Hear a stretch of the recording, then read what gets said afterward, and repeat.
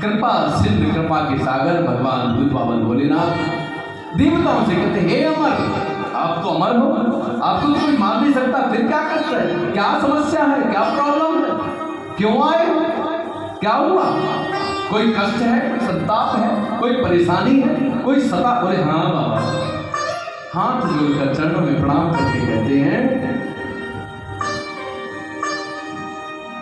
बाबा बहुत दिनों से हमने आज तक कोई बारात नहीं की। बाबा बोले बारात नहीं की तो मैं क्या करूं? बोले हम सबकी एक इच्छा है, आपके गुरुदेव आपके इष्टदेव भगवान राम ने आपको कुछ कहा था ना? बोले मैं तो समाधि में चला गया था, आप याद दिलवा दो क्या कहा? बोले उन्होंने कहा था ना कि पार्वती नाम की बिटिया हिमाचल और मैना के घर पे जन्म लिया है और आप उससे विवाह करें क्योंकि वो आपकी सदा सदा से अर्धांगिनी है। बोले अच्छा, याद आया मैंने अपने गुरुदेव अपने गुरुदेव भगवान राम को वचन दिया था। बोले ठीक है, अगर आपको बारात करनी है तो हमारी बारात करना करिए, ठीक है जाओ तैयारी करो। वहां तो सब देवता नाचने लगे, कूदने लगे, एकदम मौज मस्ती बनाने लगे। ऊपर जो देवता थे सब फूल बरसाने लगे, हमारी मनोकामना पूर्ण होगी। जो घर से बेघर थे, जो मारे मारे फिर रहे थे, तार का सुर के कारण उनका कोई शंकर जी की बारात का शंकर जी के सुख से कोई मतलब नहीं था। उनका मतलब और मतलब केवल और केवल ये था कि हम कैसे अपने पुनः अपने घर पाए, अपना पद पाए, अपना यश पाए, अपने भोग पाए, अपने स्वार्थ में देवता सुमन वंत नभ बाजन, आकाश से सुमन यानी पुष्प वर्षा होने लगी, बाजे बजने लगी, आकाश से आवाज आने लगी, सारे संसार में देवताओं की बाजे की आवाज बोलने लगी। मंगल कलश दसम दिश था, सब तरफ ऐसा लगता है मंगल कलशों की स्थापना हो गई, सारे विश्व में कल्याण के संकेत दिखने लगे। सब देवता अपने अपने घर गए थे। उन्हें ये नहीं लगा कि भोले बाबा के आगे पीछे कोई है नहीं, बिल्कुल अकेले, कोई भी किसी प्रकार से कोई किसी का नहीं होता।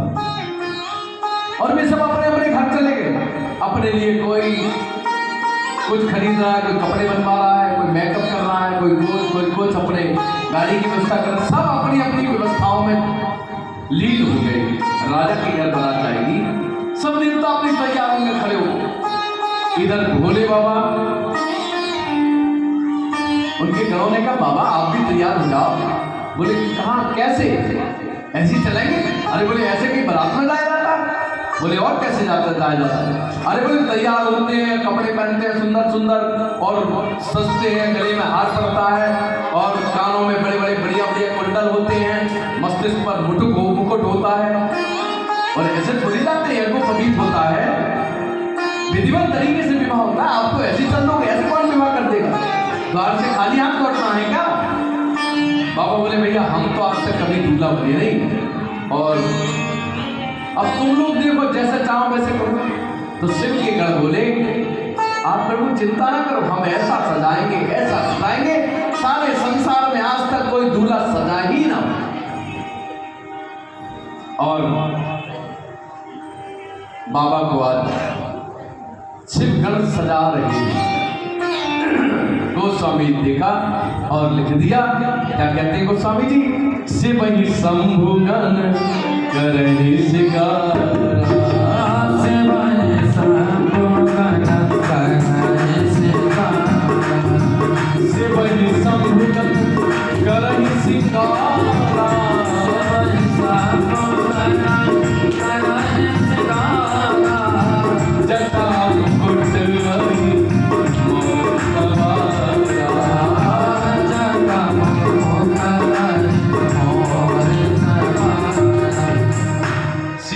शंभुगन करई श्रृंगार।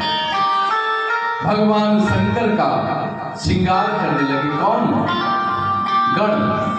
भगवान शंकर के जो गण हैं वे सब श्रृंगार करने लगे। श्रृंगार क्या किया? बाबा के फैले फैले बाल लटक रहे थे नीचे तक, बढ़िया करके काढ़े और घुमाया और जूड़ा बना दिया। बोले बाबा ऐसा ही मुकुट होता है? बोले मुकुट तो अच्छा ऐसा होता है, ठीक है।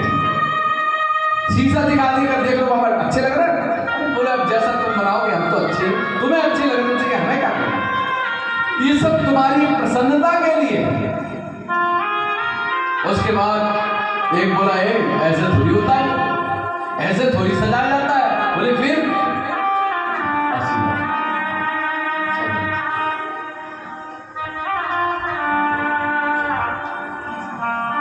तो एक बोला कि भैया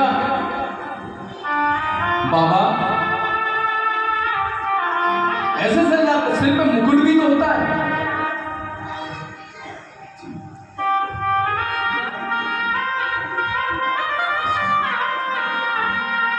सिर पे मुकुट भी होता है। बोले मुकुट वो कैसा होता है?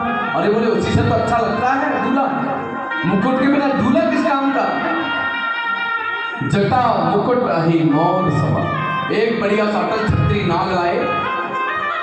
बोले बाबा को तो नाग ही पसंद है। नाग लाए चौड़े फल वाला और जटा में लपेटा पहले और उससे नाग को ठीक से कर दिया है सामने रखना और ऐसे करके सामने रखना। जटा के ऊपर फन दिख रहा है, वास्तव में मुकुट लगने लगा, सुंदर सा मुकुट लगने लगा।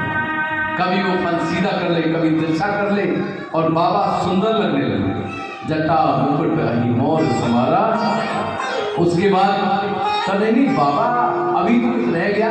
क्या रह गया? अरे बोले कानों में कुंडल तो है नहीं, गले में कोई माला नहीं है। एक गया बोले बाबा आपके गले में एक माला रहती थी, दौड़ कर गया मुंडों की माला ले आए, बाबा गले में डाल दिया, जो मुड़ियों की माला गले में डाली, खोपड़ियों की माला। बोले माला भी हो गई, अब मुकुट भी हो गया, अब क्या? बोले कानों में कुंडल रह गए। एक गया दौड़कर और गोस्वामी जी लिख दिया देखते हुए, कुंडल कंकिन पहिरे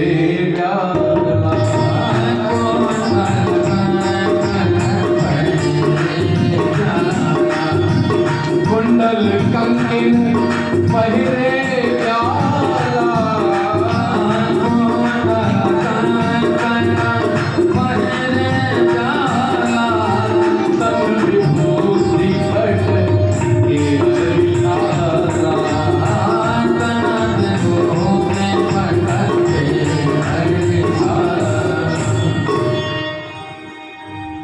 कुंडल कंकिन पहिरे व्याम। कैसे कुंडल पहने? एक गया दौड़कर, बोले कौन बार बार लाएगा, एक काम करते, दौड़ कर गया, भाग कर गया और जाकर उसने क्या किया, छोटे छोटे नाग मेरे पकड़ ला डलिया में, छोटे छोटे नाग, पदम नाग, कोई से नाग, साफ साफ बढ़िया से नागों को इकट्ठा कर लिया। नाग भी बड़े खुशी से ले, आज हमें कितना सौभाग्य है, भोले बाबा के साथ रहने का अवसर हमें मिलेगा। पहले तो बड़े बड़े नाग रहते थे, आज हमें भी अवसर मिलेगा। ये सोच कर पसंद है, भाव में है। नाग स्वयं खिंचे चले आते हैं और दोनों कान में लपेटे और नीचे लटका दिए खाली। 2 कुंडल हो गए। बोले वाह वाह, अरे वाह कुंडल ये तो बहुत अच्छे लग रहे हैं। छोटे छोटे पदम नागों को लाकर कान में लपेटे और नीचे लटका दिए, कुंडल बन गए बाबा के। गले में मुंडों की माला हो गई, कान में कुंडल हो गए, सिर पर मुकुट हो गया। अब सोचा भाई वो शरीर में कुछ मला जाता है। अब उन भूत प्रेतों को ये तो पता नहीं, काला मला जाता है, पीला मला जाता है। दूसरा ईश्वर का था, भगवान की इच्छा के रूप सब था। तो भोले बाबा कहते हैं कि हल्दी काम को बढ़ाती है और राख ये भस्म काम को दमन करती, खत्म करती है।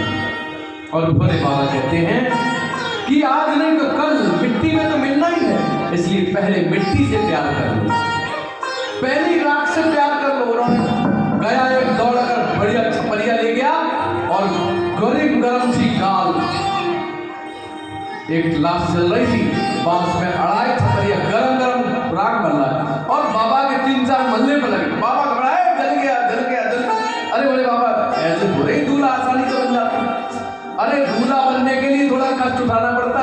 चीखो चाको मत, चुपचाप सहन करते रहो, समस्या है। अरे बड़े भाई धीमे धीमे मरो।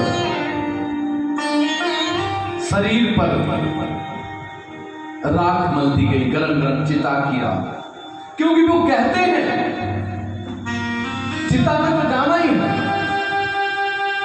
इसलिए पहले ही चिता का तिलक लगा लो, पहले ही चिता की याद कर लो, पहले ही राख से प्रेम कर लो, राख को शरीर पर अंगीभूत कर लो।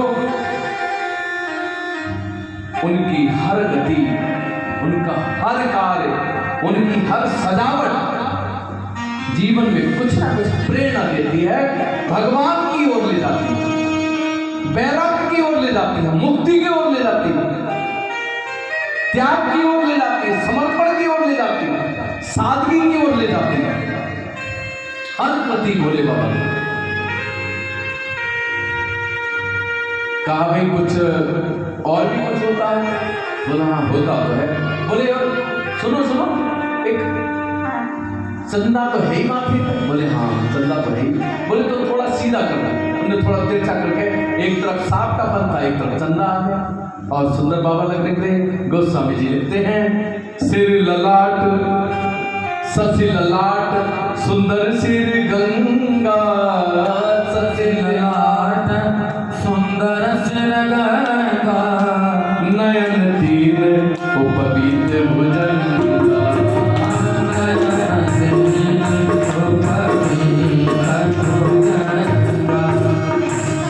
सिर ललाट, सिर पर चंद्रमा है, अर्धचंद्र, और सुंदर सिर, और सिर पर गंगा की जूड़ा से बीच से धार निकलती और सुंदरता बढ़ती है। कहा एक चीज तो नहीं। बोले क्या? बोले बिना जनेऊ के तो विवाह नहीं होता है। बोले जनेऊ कैसा होता है? बोले होता नहीं है, गले पड़ा होता है। बोले अच्छा तो क्या किया जाए, जनेऊ कहां से लाएं, कैसे? तो बोले जैसे कुंडल बना ऐसे जनेऊ बना।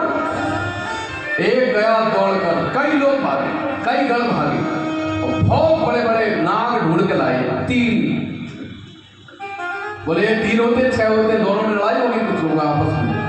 बोले 6 होते। अरे बोले विवाह के पश्चात 6 होंगे, पहले तो 3 ही होते। बोले अच्छा, बड़े बड़े नाग लाए 3 और लपेट दिए, जनेऊ बन गया।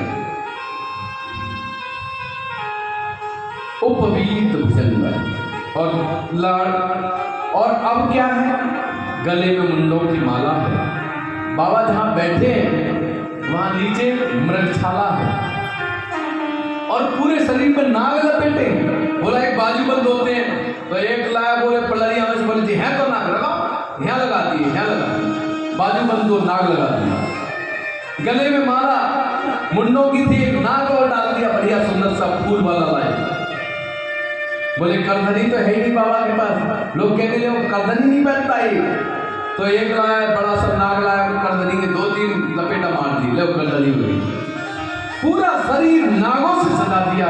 गोस्वामी जी कहते हैं, गरल कंठूर नरसिर माला, गरल कंठूर नरसिर माला, अशिव वेश शिव धाम कृपाला,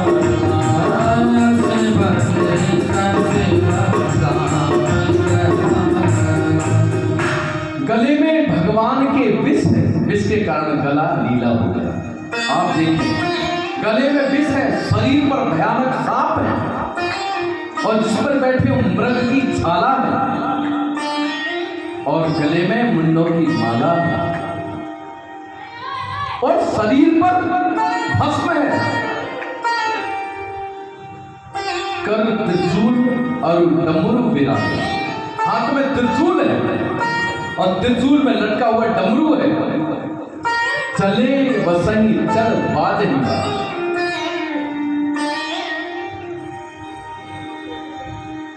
गोस्वामी जी कहते हैं अशिव सेव, अशिव वेश। ये जो वेश है भगवान भोलेनाथ का, ये शुभ नहीं है, ये अशुभ है, लेकिन शिव धाम कृपाला, वे कृपा के धाम हैं, कृपा के घर हैं, कृपा के सागर हैं, कृपा की मूर्ति है।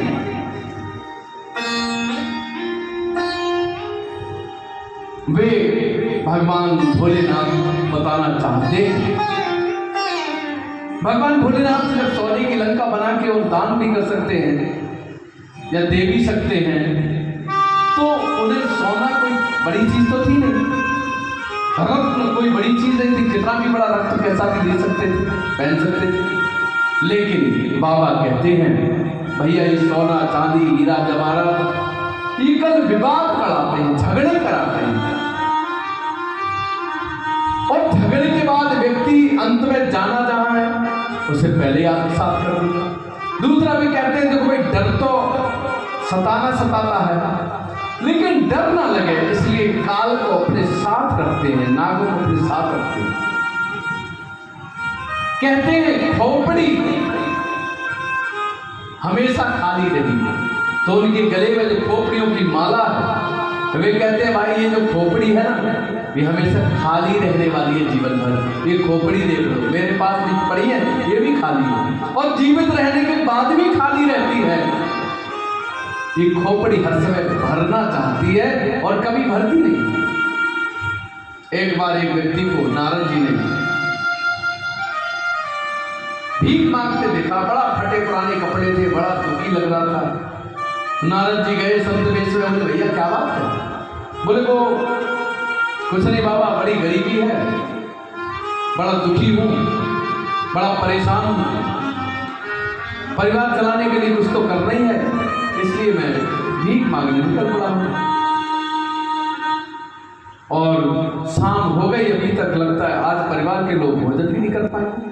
और संत हृदय नवनीत समान,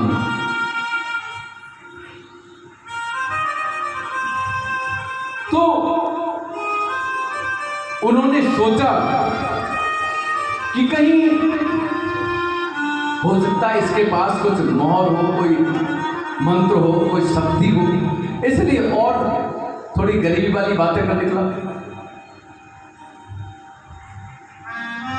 तो बाबा को दया और ज्यादा आ गई। बोले अगर तुम्हें कुछ दिलवाया जाए तो कितने पैसे में तुम्हारा काम चल जाएगा?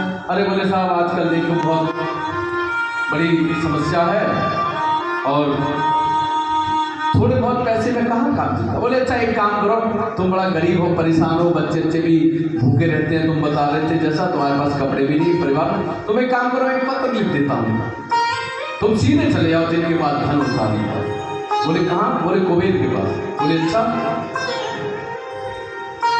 बोले कुबेर के पास सीधे चले जाओ।